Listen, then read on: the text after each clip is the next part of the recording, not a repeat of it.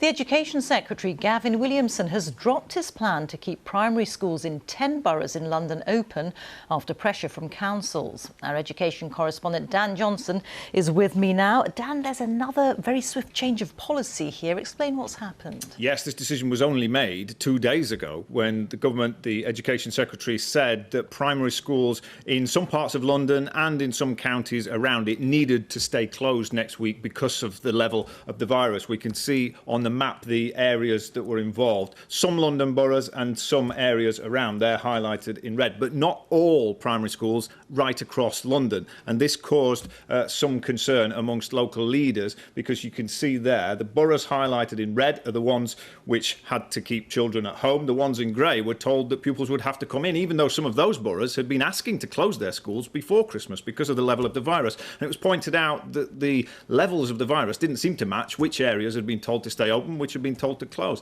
And local politicians highlighted that some children actually travel across borough boundaries to actually reach school. So this evening, the Education Secretary says he has reviewed the decision and the data, and now all the primary schools right across the capital will stay closed next week. So that's more than 1 million primary school pupils now across the southeast who will be learning from home next week. That's a challenge for parents in terms of childcare and home learning. It's frustrating for teachers who've again highlighted that this is complicated, late decision making, but the Education Secretary says his priority has been to try to keep schools open wherever possible, and this is a fast moving situation. But Gavin Williamson got a bit of a reputation last year for making decisions then having to change them. It's only the first day of the year and he's had to change a big one again.